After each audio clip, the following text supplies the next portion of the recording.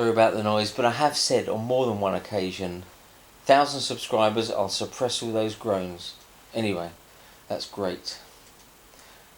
So subscribe, please subscribe. We are getting some new subscribers, but we really could do with some more if that's alright with you.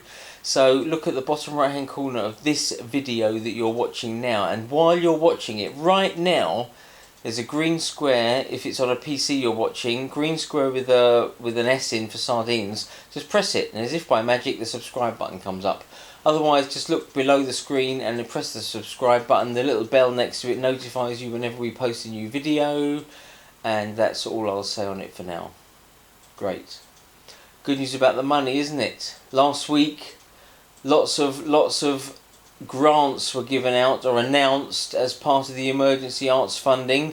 So the National Theatre's got a load of money, the English National Opera, the Royal Opera House, the Royal Albert Hall, the Bridge Theatre, Alexandra Palace, the Royal Shakespeare Company in Stratford-upon-Avon. It goes on and on, but there's some big grants being handed out. The National Theatre's got nearly £20 million been given to it, £19.7 million.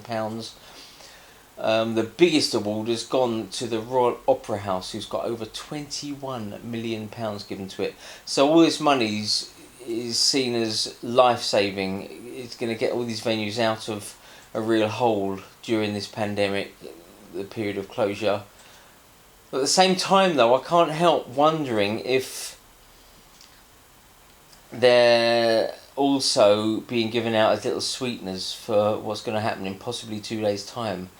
Michael Harrison Entertainments has been given £4.5 million as well, and Michael Harrison is the big boss at Kudos. So we're just hoping that in 2 days the government aren't going to put London into Tier 3, which means all amateur and professional theatre, live theatre is off. Only recorded theatre can obviously be broadcast then. So in 2 days we will find out. Let's hope that if they do that, and then they say to all these companies, well, we did give you all that money last week, so you can't really moan, can you? You know, we hope that doesn't happen, because it will kick in Friday, whatever they announce on Wednesday. But let's see what happens. So 2 days' time, it's not long to go, is it? Not long to wait till the revision of the great tier system. This wonderful tier system we're all going through. Anyway, back when we were first publishing, in just our third issue, so it was very basic then, sardines, but in our third issue, we went to Richmond to interview Sam Walters at the Orange Tree Theatre. He was the artistic director then, he's not there anymore, but he's the artistic director then. And Sam, very intelligent guy. By the way, if you're a digital subscriber, you can go straight onto the website now, look at the magazine tab at the top, open up issue number 3, and you can download the PDF for it. That means you can read Sam's article properly in the magazine, and there you go. But Raymond Langford-Jones came with me, and he wrote a brilliant article on Sam Walters. And Sam had a really fascinating theory about professional and amateur actors, about two friends that are both actors. One becomes professional, one stays amateur. The professional guy goes to drama school, gets his degree, becomes an actor in the profession, but when he gets in the profession, he realises that he's one of the 95% that struggle to find a job, the next acting job. The Stage did a survey a few years ago about how much money professional actors make, and 95% of the industry make less than £20,000 a year, which means they need another string to their bow, really, another income stream to supplement their acting income, because that can't pay for their lifestyle, let alone rent or mortgage and stuff like that. So that's why I suppose waiting is such a big thing in the acting profession. Bars, cafes, also call centres, sales centres, anything that is like cash on a Friday, that gives you short notice audition time off, let's say. Fantastic. But anyway, we've got the professional actor that is frustrated because his amateur friend is playing King Lear every other week at the amateur company. So the professional, who's playing maybe third spear carrier this week, or he's in an advert next week, or he's got a walk-on part in a sitcom, it's not his idea of acting that he thought it was going to be before he set out in the professional industry.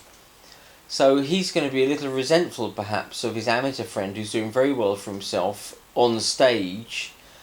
But his amateur friend is also frustrated because even though he's doing very well on stage, when he goes into the bar afterwards and everyone comes up to him and says, "Oh, that was fantastic, you're a natural, why aren't you in the profession?" He's going to think to himself, why aren't I in the profession? Why, I could have done this years ago, but I decided not to do it. You know, he might have a professional income, a main income that's paying the mortgage, paying for the car, paying for the lifestyle, the family and everything. Could be a lady, might be a he or a she, who knows? And that person is always frustrated as well because they'll be surrounded by the what if. What if we did it? We could have been on the Graham Norton show this week. By the way, the Graham Norton show only features the top, less than the top 1% of earners in the acting profession. They're the really successful ones, the real top of the tree, the cream of the crop. The ones that the millionaires that are being really successful, the Hollywood stars, the top of the West End, you know, you name it, and they'll be on Graham Norton plugging something. By the way, did you know they don't get paid on Graham Norton? No one gets paid because they've all got something to plug. So it's always a tit for tat. It's always a free exposure for their free time on the Graham Norton show. So that's interesting. Didn't know that before. But there we go. So there we go. You see, two actors, amateur or professional, both are frustrated. What if and should I have taken the plunge? You know, have I done the right thing with my life? So very interesting. And tomorrow I'll bring you some more about what makes an amateur theatre tick, what makes up amateur theatre people, because at the moment we are obviously talking about the actors, the people that want to be the best actors they can be. Amateur theatre is also made up of social people that love the social life, people that maybe treat it a bit like a dating agency, you know, people that like a little close-knit collection of friends. They want to make more friends, and as I say, people who want to do the best they can do theatre-wise. So tomorrow I'll bring you a little bit about natural talent, let's call it. Natural talent, natural ability.